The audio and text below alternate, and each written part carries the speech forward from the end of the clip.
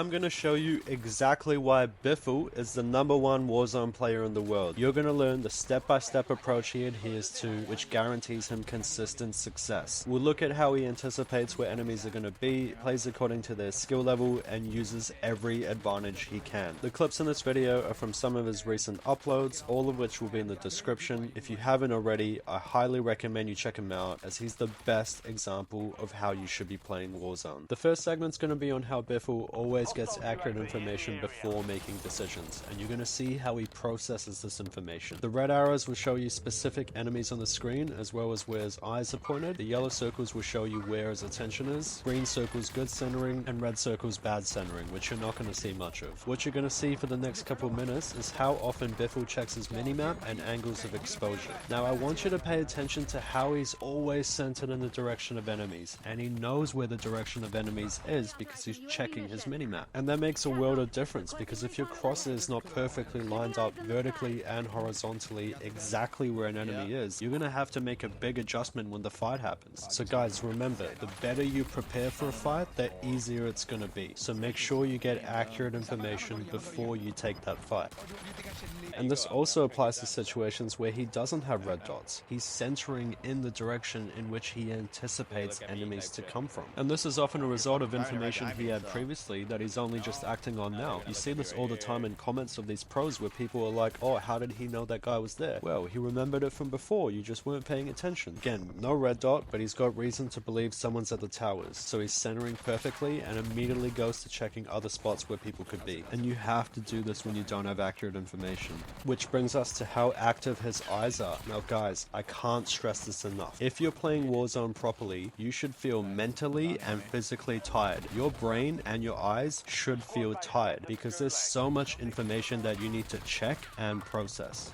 If you want to perform at the highest level, you can't be playing lazy. You have to be expecting things to happen, enemies to challenge you, them to peek, appear from random places, appear from places that you should have known about earlier. You gotta be checking your map, you gotta be centering, you have to be focused 24/7, and that is the bare minimum. Again, we have a situation where he has reason to believe there's a team down here, and so he immediately turns his focus to the direction in which he anticipates the next guy to come from. This might be obvious, but Warzone's not a run and gun game. There's a lot of thinking involved. You gotta think in your enemy's shoes, think about what they're doing, where they're going, and this will help you get a real easy kill on them. And that's what Biffle does really well. He's always thinking in the enemy's shoes.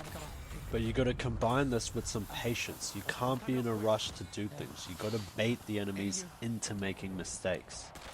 Now, one of the most common things that I see you all do is shooting and pushing from the exact same direction. You just can't do that. It's too predictable. You gotta think ahead. Think about where they're going and cut them off. Use stuff to your advantage as well. High ground, utilities, UAVs. Moving on now to how he approaches different skilled players. He plays very patiently and smart against sweats. He doesn't just full send them. He uses corners, covers, high ground. He repositions after shooting. He tests the waters. He's never overcommitted. You're never going to see this guy just get it down and then push. That would be stupid. He's too smart to do something like that. And if one approach isn't working, he tries a new one. He doesn't just keep doing the same thing over and over again. Now, the most important thing that you got to do against sweats is keep them guessing. If you're too predictable, if you're in the exact same spot after shooting, they're going to make a play on you. They're going to stack you. So you got to be moving from one spot to another. And going back to what I said earlier, think in your enemy's shoes, expect them to challenge you, especially after you've given away info. And you want to combine this with some patience. Hold your pre-aim if you think they're going to peek. You don't need to do too much, but don't sit there waiting forever, especially if you think they're making a play on you. You got to disengage. You got to be the one controlling the fight. You can never let the enemy control the fight. And when you're disengaging, don't go so far back to the point where you've given up all the ground to them. Just back off to a place where you have a positional advantage, where you can catch them by surprise. Controlling ground is a big factor in fights, because it takes away their options and puts pressure on them. Now he's got a finish and a down. He can push up. He's created an advantage over this team, leveled the playing field. Remember, you guys remember, the top side of the map is fucking like going crazy. Yeah, I was buying goats over here. What Soka was referring to was military and ice houses, much hotter than Storage Town. I feel that Biffle was too invested in this team. The 3 kills in total took 1 minute and 30 seconds, and you can see by this point here, it had already been over 20 seconds. So I think he was tunnel visioned, but we're going to come back to that. Now why do I say that? Because here's an example from later on in the game when he encounters a sweat. One guy by himself at the buy, he doesn't engage him, he keeps driving north. He's shown that he's able to do this, but obviously he was a little bit too focused on the team at Storage Town.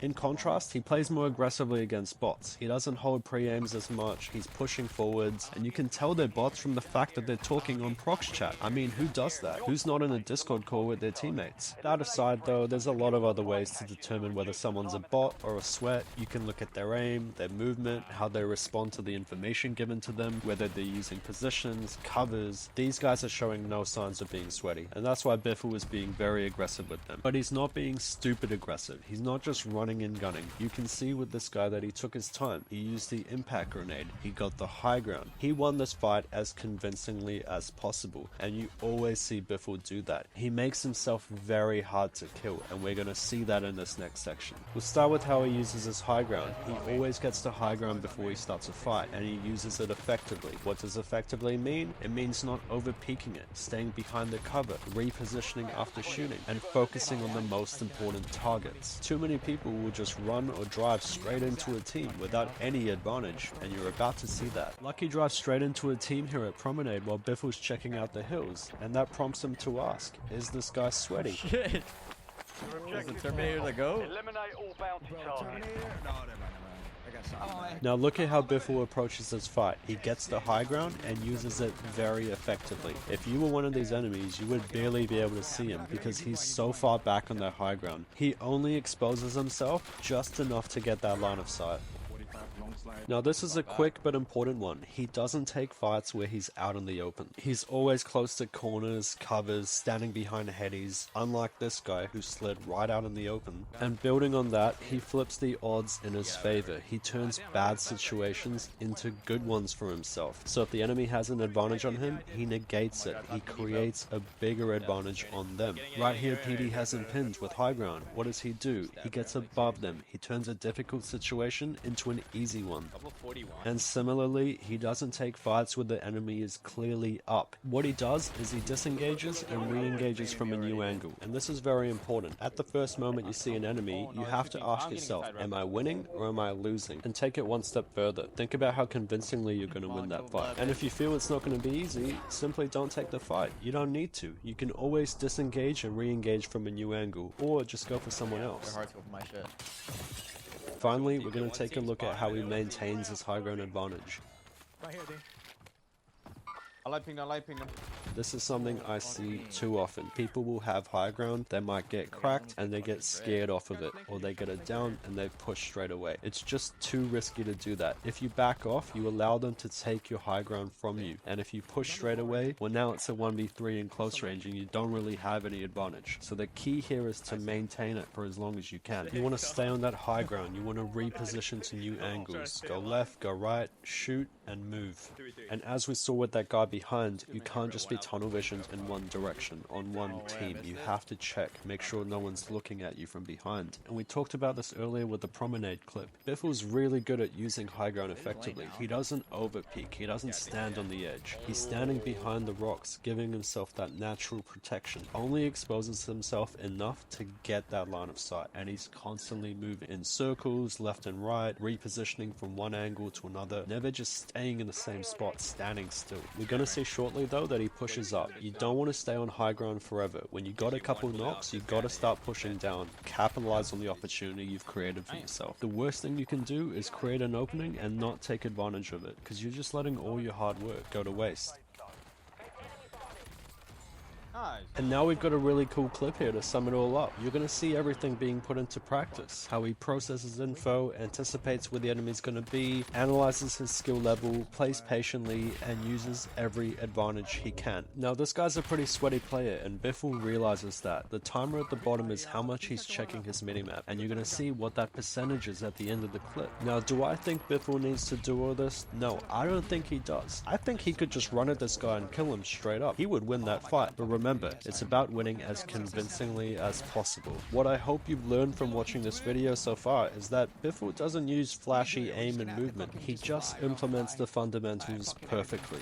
And that's 50% of this fight looking at his minimap. Now I want to talk about a potential negative in Biffle's gameplay, and that's tunnel vision. But the thing is, I feel like every pro tunnel visions. As an example, in my previous video on Shifty, there was a segment where he also spent about 2 minutes fighting 3 people on Rebirth. But you're gonna see here that Biffle is very focused on this one red dot on the left who he's downed. He's not paying attention to this other one on his right, and he's exposed himself to that angle. Oh, fuck me, dude. I'm dead. And you're gonna see that when he tunnel visions like this, he makes mistakes that he otherwise wouldn't. He shoots and stays in the same spot. He doesn't focus on the bigger threat. Oh my god. Now I think this one's the worst of the lot. He's not really hitting good shots, he starts taking a lot of damage, stays in the exact same spot, has got no plates, isn't smoking. This is just not the Biffle that we know. He just really wants this kill, so much so that he even swaps guns for it, but that's tunnel vision. Oh my god, he's one shot, bro. Don't let that distract you though from the fact that Biffle is without a doubt the #1 player in the world. Like I said at the start, if you haven't already, I highly recommend you check him out as there is a lot that you can learn from watching him play.